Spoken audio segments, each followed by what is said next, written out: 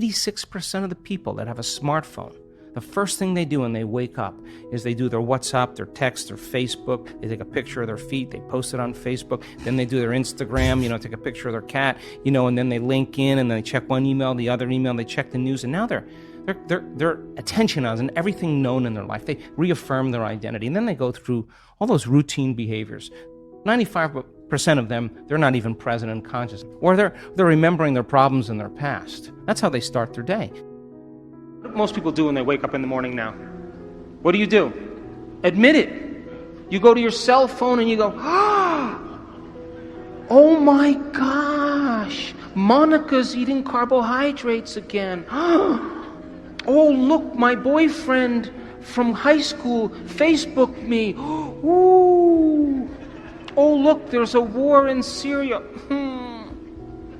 Everybody goes through their device to plug them in. But what if you woke up in the morning and you said this: what is the greatest expression of myself that I can present to the world today? What if you said, I'm not going to be guilty anymore. I'm done. I'm not going to be unworthy. Those are the emotions, behaviors, and thoughts that are connected to the old self. Do you know that if you woke up in the morning and then you said, who do I want to be when I open my eyes? What thoughts do I want to think? What thoughts do I want to fire and wire in my brain? Let me plan my behaviors today. I'm going to leave my sadness and pain behind, and I'm going to open my heart, and I'm going to feel gratitude. I'm going to feel joy. I'm going to feel inspiration. Your job is to maintain that modified state of mind and body your entire day. And if you're able to maintain that modified state of mind and body every single day, get ready.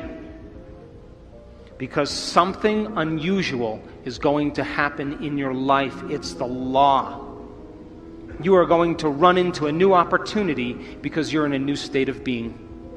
And that's what we teach people. To rehearse the future. And to take the brain out of the past and put it in the future. Take the body out of the past and put it in the future.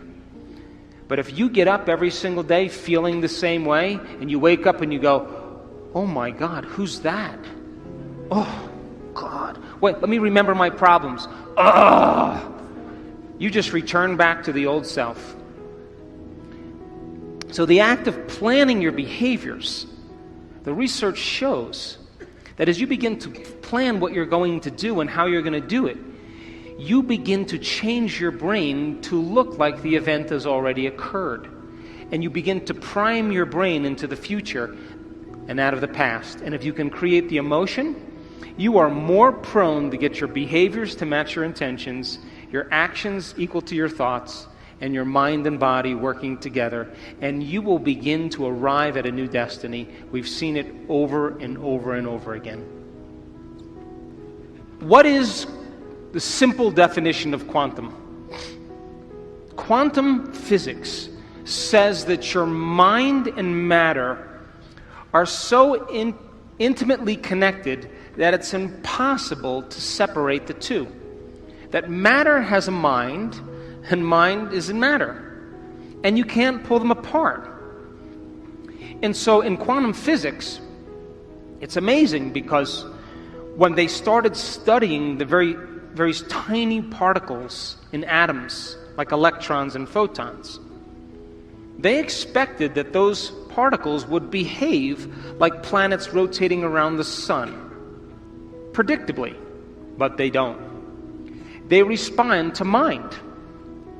And so now, all of a sudden, the quantum physicist comes along to measure the electron. And the electron goes from a wave of possibility, and all that energy collapses into a particle, and it's called collapsing the wave function. They turn their back and no longer look and observe the electron, and it turns back into energy. So mind is affecting matter. So, in other words, if you wake up every morning and you do the same thing that you've been doing for the last 10 years, then you're caught in the predictable world of Newtonian physics.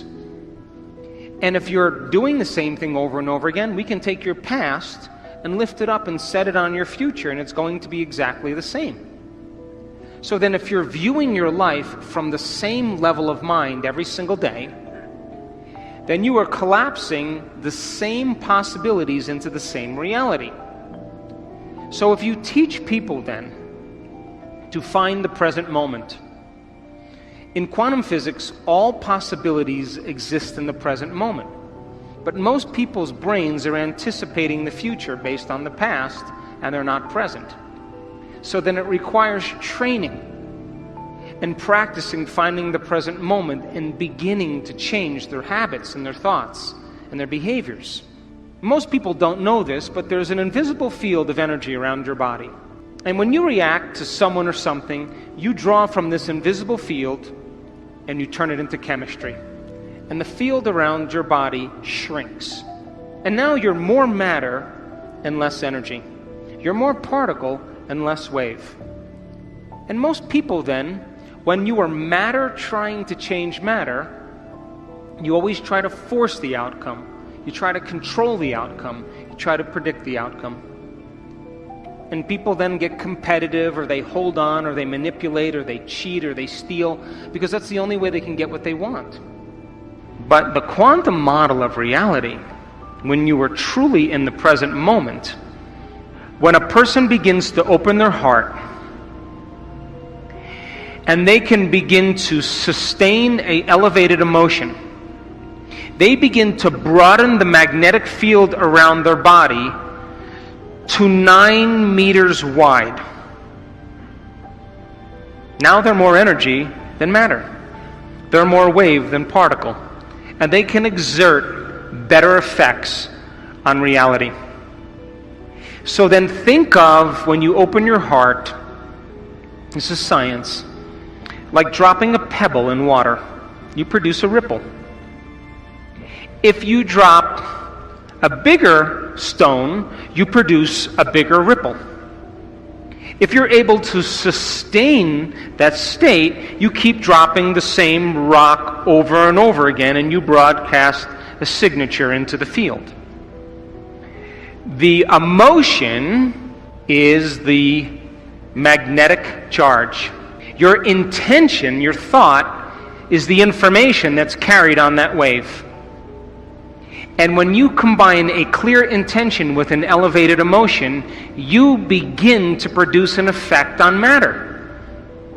You see, the thoughts that you think are the electrical charge in the quantum field. The feelings that you emote are the magnetic charge in the quantum field. And how you think and how you feel broadcasts an electromagnetic signature that influences every single atom in your life. The thought sends the signal out, and the feeling draws the event back. So if you're walking around your life feeling sorry for yourself and feeling like a victim, you are broadcasting that signature into the field. And you will create more experiences to suffer. Because we are not punished for our sins. We are punished by our sins. And sin is an attitude.